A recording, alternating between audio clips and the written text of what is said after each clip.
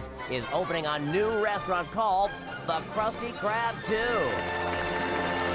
What inspired you to build a second Krusty Krab right next door to the original? Money! Stellaris patch 3.11 Eridanus, the Tech Rework update, has now been released. Alongside that release, Paradox have also announced a new service coming with Stellaris. You probably guessed it from the title of this video, a subscription service to the DLC expansions. So let's dive into what this subscription service is, whether or not I think it's any good, and also what it might mean for Stellaris. Over the years, as more content has been added to Stellaris, the developers have been hearing an ever-increasing number of requests for a subscription option as an alternative to purchasing them individually. They are happy to announce that they are adding a subscription option to Stellaris, allowing players to access all released DLCs for Stellaris at a fixed monthly fee. Future DLC releases will be available to subscribers on day one. The Stellaris expansion subscription grants access to all of the content for Stellaris with significant discounts for longer subscription plans. They have 3 plans available. The first is for 1 month at $10 US, 3 months at $20 US, or 6 months at $30. So you could have an entire year if you purchase 2 groups of 6 months for $60. As opposed to, if you go month to month, $120 for a year-long subscription. That's basically the same price as World of Warcraft. I might be slightly off on my numbers there, but I'm pretty sure that's the same price as a World of Warcraft subscription. Subscriptions can be started either directly from Steam or through the additional content browser in the game, and may have different prices based on your regional currencies. I'm pretty sure it's about £8.50 for the first month, and then going up in iterations in GBP, and for euros I think it's identical to the USD price, meaning it is slightly more expensive in Europe compared to America because the euro is worth just a little bit more than the dollar. The Stellaris expansion subscription is currently only available on Steam. So what are we getting for this subscription? Well, at present there are 19 DLC with a combined total cost if you purchase them at full price. And I say that because often a lot of people do wait for sales where the DLC are up to 50% off. You have to spend $270 or €270 for all 19 DLC. The most recent DLC as well are slightly more expensive than previous DLC. First Contact, Galactic Paragons, and Astral Planes were all $15 or $20/euros, and that is slightly higher than other previous story packs have been by $5 to $10. So assuming no discounts at all, if you went for the monthly subscription, it would take 27 months, just under 2.5 years, before it would be cheaper to buy all the DLC outright at full price rather than subscribing. So with a subscription model, one of the benefits it does offer now is that brand new players don't have to pay such a high entry level immediately to get access to the full game. You could buy Stellaris, the base game, for full price, €40 or dollars, or get it during one of the sales. It's often at 75% off at $10. And then you could also pick up this expansion for another $10 or €10, and therefore get full access to the game for at least 1 month for $20. Or in the case of getting it at a random time, not outside of a sale, $50. But $50 is a far lower commitment than a combined, or what it would be, $320 or euros for the base game and all DLC. That's a very expensive game to pick up all in one go.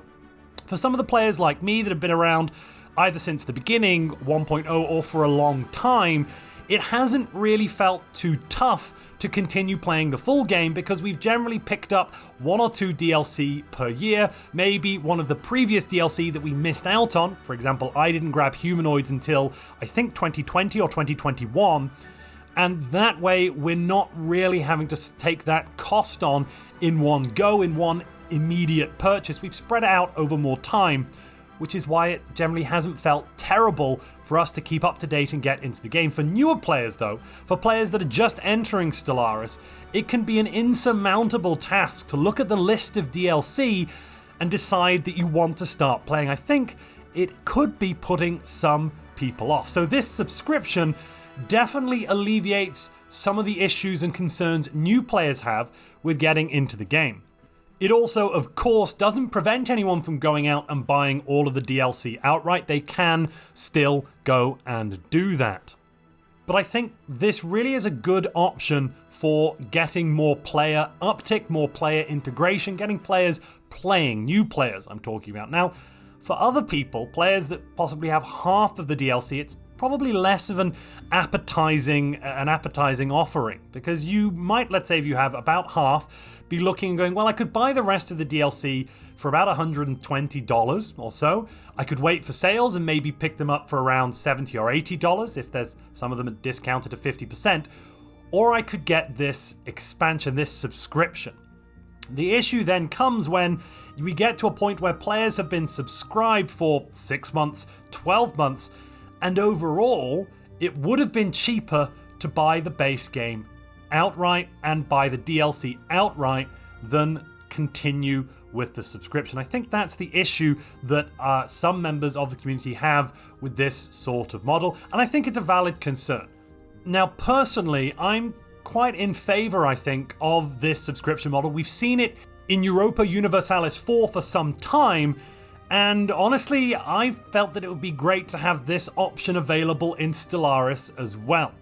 Now, that's my personal opinion. From the channel's perspective, from the Montu Plays channel's perspective, and from the point of view of this is my job and I need to make money in order to eat and pay rent, it's not actually a good thing for me, because some of the revenue we get is through Humble Bundle sales. When the DLC go on sale from Humble Bundle, I can provide links, we can provide links, and then if people follow those links and purchase either DLC or anything from Humble Bundle, we get a small kickback, and usually they're the same price, if not better than Steam, especially if there's a sale on at Humble Bundle and no Steam sale.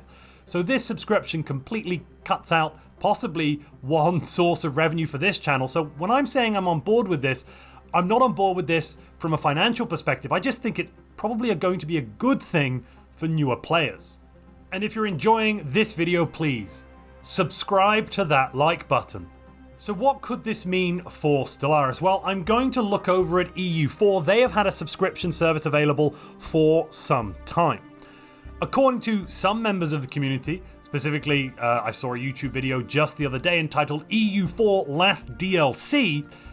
EU4 looks like it may be coming to the end of its development. Some of the community are hopeful EU5 might be announced and released soon. And from that point of view, this might indicate, if we can draw a parallel, and if those members of the community are correct, this is of course speculation on the part of the EU4 community, but if this indicates that EU4 is coming to end of life, end of service, that might also mean Stellaris is a couple of years away from also being at end of life or end of service. And honestly, I wouldn't be massively surprised. Stellaris has been going now for 8 years.